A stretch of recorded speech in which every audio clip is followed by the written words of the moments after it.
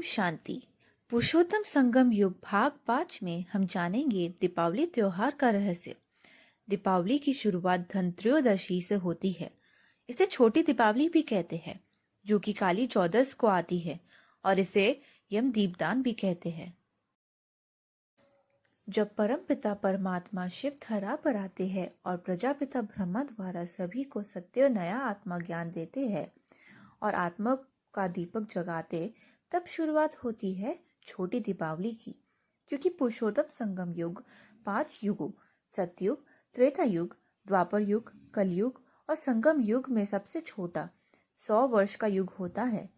हमें बाबा 21 जन्मों का वर्षा देते हैं। ज्ञान को ही धन कहते हैं ना, जिसके पास ज्ञान धन है वो कभी भी गरीब नहीं हो सकता और ना कभी दुखी हो सकता है। वो सदा सुखी रहता है। और लोग ज्ञान को छोड़ सिर्फ धन मांगने लग गए। जो इस नए ज्ञान को जीवन में धारण करते और बाबा से योग लगाते, उनके पाप भस्म होते और सुख संपदा प्राप्त होती है 21 जन्मों के लिए। इसके याद में लोग नए वस्त्र, आभूषण इत्यादि खरीदने लगे हैं। समझते हैं शुभ होता है। यम दीपदान अर्थात यम कहते शैतान को, और शैतान क्या करते? औरों को दुख देते, रुलाते हैं। आज हम आत्माएं 5 विकारों के वश होने के कारण पाप करते रहते और दुख देते रहते हैं, और बाबा आकर के हमें आत्माओं का दीपक जगा के ज्ञान दान करते, इसलिए यम दीप दान कहते। बाबा आकर के हमें मानव से देव बनाते, श्री लक्ष्मी श्री नारायण बनाते और इसकी यादगार में श्री लक्ष्मी की पूजा अर्चना करते। इसके बाद आता है भाव बीज।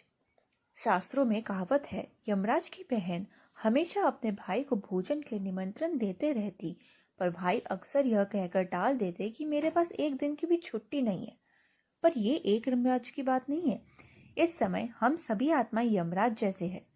ब्रह्म कुमारी बहनें रोज रोज सभी को भोजन ज्ञान का निमंत्रण देते रहते, और लोग अक्सर ये कहकर टाल देते, मेरे पास समय नहीं है, एक दिन की भी छुट्टी नहीं है। तभी कसाई, डाकू, डॉन, गणिकाय इत्यादि लोग सोचते, हमें क्यों निमंत्रण देते? हम तो कितना गलत काम करते, पाप करते।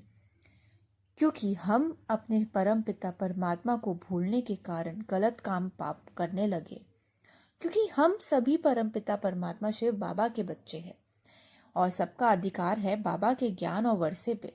इसलिए ब्रह्मा कुमारी बहनें सभी को बिना भेदभाव किए निमंत्रण देते रहते। रोज रोज निमंत्रण पाकर आखिरकार एक दिन आत्मा भाई सेंटर पर जाते। आत्मा भाई को सेंटर पर देख बहन बहुत खुश होती है और खुशी से आत्मा भाई को आत्मा का ज्ञान दे आत्मा का पहला तिलक करती। फिर बड़े प्यार से ज्ञान भोजन देते। ऐसा सत्य ज्ञान पाकर आत्मा बहुत आनंदित होती है और बहन से कहते, मैं भी आपको कुछ देना चाहता हूँ, आपको जो मांगना है मांगिए। तभी बहन कहती, आपको देना है तो बाबा से वायदा कीजिए, आज से आप किसी को भी दुख नहीं देंगे, किसी को भी बुरी दृष्टि से नहीं देखेंगे, सबको स्वर्ग का रास्ता बताकर स्वर्गवासी, स्वर्ग का मालिक बनाएंगे। और बाबा भी वायदा करते, जो रोज ज्ञान स्नान करेंगे और औरों को ज्ञान देंगे, जीवन में ज्ञान को धारण कर औरों को भी कराएंगे, तो कैसे भी पाप आत्मा हो, वो स्वर्ग के वर्षे के अधिकारी बनेंगे। और इसी के यादगार 16 दीपक जलाते, अर्थात ज्ञान द्वारा आत्मा 16 कला से संपन्न बन जाती है। और हर आत्मा के प्रति 1-2 के बीच भाई भाई की दृष्टि रखना ही भाव बीज मनाना है।